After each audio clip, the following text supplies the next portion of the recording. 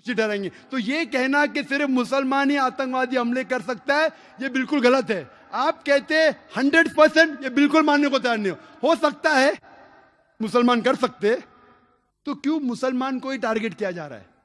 बराबर तहकीक करो, मुसलमान रिस्पॉन्सिबल पकड़ो, हम आपका साथ देंगे, लेकिन बेबुनियाद पकड़ना मेरे हिसाब से सही नहीं। अगर मुसलमान कुछ गलत काम करते हैं तो नाम आता है का मुस्लिम टेररिस्ट। बाकी कौन गलत काम करता है तो उसे इलाके से जाना जाता है। मुसलमान चाहे यूएसए में हो, सऊदी में हो, यूके में हो या इंडिया में हो, तो मुसलमान जैसा पहचाना जाता है। अच्छे काम किए तो कहेंगे इंडियन ने अच्छे काम किया, मुसलमान ने नहीं। इंडियन को नोबेल प्राइज मिला, मुसलमान को नहीं। तो डबल स्टैंडर्ड्स क्यों? मैं ये नहीं कहता हूं कि मुसलमान ने आतंकवादी हमले नहीं किए, कोई भटके हुए मुसलमान हैं जो किए होंगे, मैं ये नहीं कहता हूं कभी नहीं किए, ये बिल्कुल गलत होगा। लेकिन मीडिया में जब फ्रंट पेज पे आएंगे अक्सर मुस्लिम टेररिस्ट, जैसे बाकी टेररिस्ट कौन है ही नहीं, इस देश में सिर्फ मुसलमान ही टेररिस्ट है। जब तहकीक करते पता लगता है कि सिख टेररिस्ट भी है, बिंदनवाला ग्रुप, और ये सिख टेररिस्ट ने 5 जून सन 1984 में उन्हें गोल्डन टेम्पल को कब्जा किया। इंडियन आर्मी फोर्स जाती है, उनको बाहर निकालती, 100 लोग की हत्या होती है।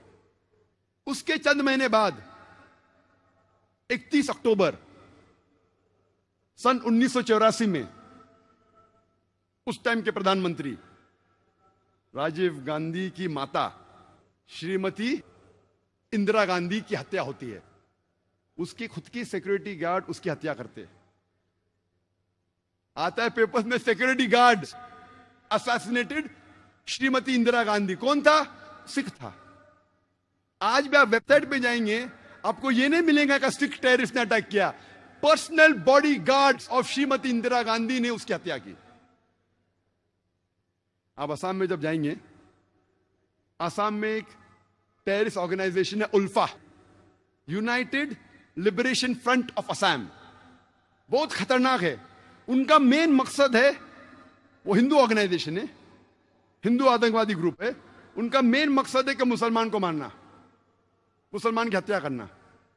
और आपको पता है कि चंद सालों में उल्फा, सिर्फ उल्फा ने, ये 2 साल के पहले का स्टैटिस्टिक्स है, अभी अपडेट नहीं किया हूं मैं, 2006 तक के उल्फा ने 749 टेररिस्ट अटैक्स किए। There is no other terrorist organization in the world history who has done 749 terrorist attacks. 749 terrorist attacks ULFA ने किए चंद सालों में सिर्फ। हम पढ़ते ही नहीं पेपर में, हमें पता ही नहीं। मैं जब बॉम्बे में पेपर पढ़ता हूं पता चलता कश्मीरी टेररिस्ट, मुस्लिम टेररिस्ट। जब मुझे कश्मीर लोग काफी बुला रहे थे तकरीर करने के लिए, और मैं सोच जाऊं क्या नहीं जाऊं, जाऊं क्या नहीं जाऊं, फिर 2003 में सोचता हूं मैं जाऊंगा। अल्हम्दुलिल्लाह वहां की गवर्नमेंट पूरा इंतजाम करती है, और 14 साल के बाद सबसे पहली बार खुले आम पोलो ग्राउंड में तकरीर करने की परमिशन देती है। माशाल्लाह 1 लाख से ज्यादा लोग वहां मौजूद होते। मैं सोच रहा था मैं जाऊं क्या नहीं जाऊं, हालात बुरे हैं। मौत का तो डर नहीं अल्हम्दुलिल्लाह अल्लाह के काम के लिए, बस सोच रहा था अच्छी फिजा है कहने गया मैं। फौरन गवर्नमेंट ने मुझे 2 पुलिस ऑफिसर दिए स्टैंड गन के साथ। मैं वहां गया, तकरीर किया, चीफ मिनिस्टर से मिला, गवर्नर ने मुझे बुलाया डिनर के लिए, ब्रेकफास्ट के लिए, काफी मिनिस्टरों से मिला। हालात तो लग रहे थे, लेकिन मुझे कुछ महसूस नहीं हुआ कि 2 बॉडीगार्ड्स की जरूरत थी।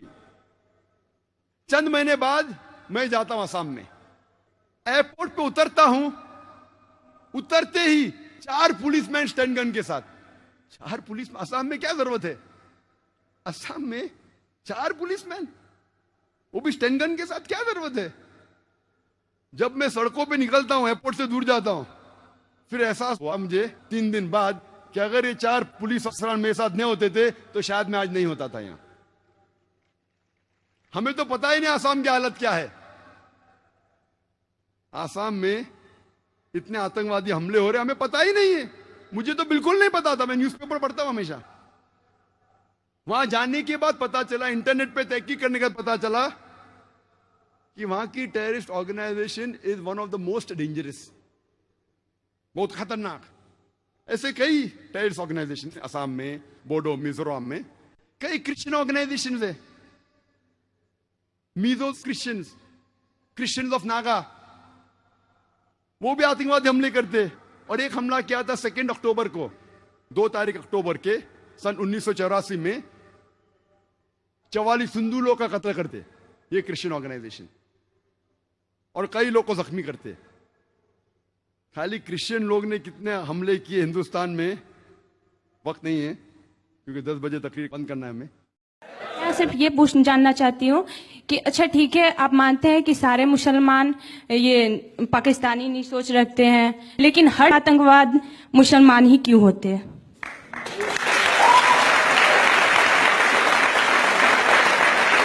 महात्मा गांधी को जिसने मारा वो मुसलमान था क्या?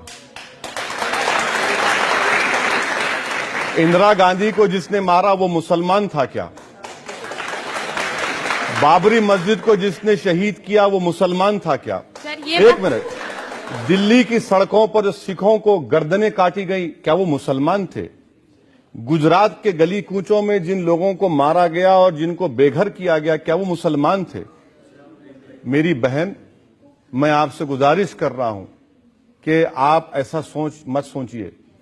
सुनिए मेरी बात सुनिए।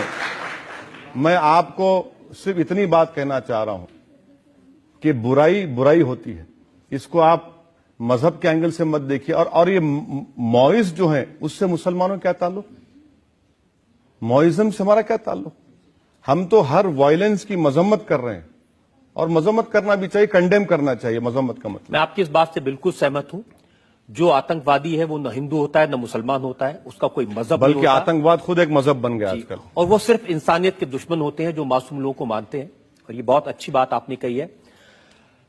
अब बहुत सारे इल्जाम मैंने आप पर लगाए, बहुत सारे सवाल आपसे पूछे, आपने अच्छी सफाई दी। हम एक तो कहो गुजरात में दंगा होता है 2002 में, कितना मुसलमान मारा गया, यहां तक कि कांग्रेस का एक नेता जाफरी भी मारा जाता है, एमपी, साबिक एमपी, वो भी मारा जाता है। लेकिन नरेंद्र मोदी को तौफीक नहीं होती कि किसी आदमी के जो मारे गए उनके घर पे जाए, ताजियत करे, तसल्ली दे।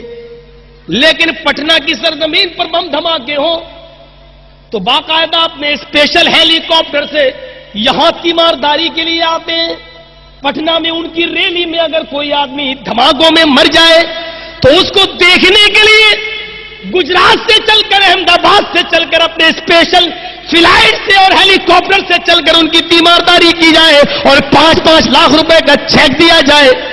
और खुद तुम्हारी गुजरात की धरती पर 5000 से ज्यादा मुसलमान कत्ल कर दिए जाए, कांग्रेसी नेता भी कत्ल कर दिया जाए। तुम उनके घर पे आज तक इस 10-11 साल की मुद्दत में एक दिन न जाओ, इसको कहा जाता है दहशतगर्दी, इसको कहा जाता है आतंकवाद, इसको कहा जाता है टेररिज्म। जाओ, अगर तुमने अपनी मां का दूध पिया है तो जो केस बनता है बनाओ मेरे ऊपर। हमने नरेंद्र मोदी को आतंकवादी कहा है, जाओ जो केस बनता हो बनाओ मेरे ऊपर, तुम्हें जो सजा देना हो दो। हम तो इतना ही कहेंगे, हम आह भी करते हैं तो हो जाते हैं बदनाम, और तुम कत्ल भी करते हो तो चर्चा नहीं होता।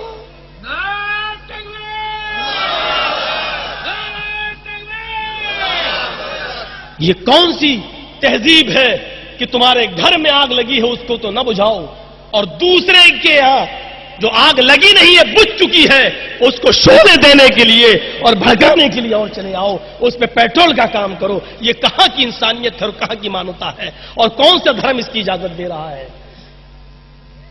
कौन सा धर्म इसकी इजाजत दे रहा है? कृष्ण जी ने भी यही कहा, पढ़ लीजिए गीता।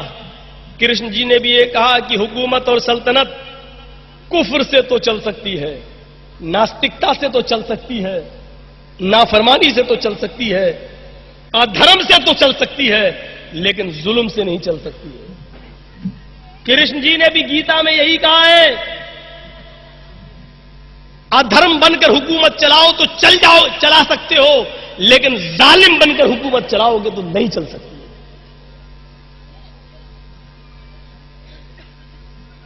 वो यहूदी इस्लाम ले आया। अल्लामा स्यूती रहमतुल्लाह अलैह ने अल खसाइस अल कुबरा के अंदर नकल किया है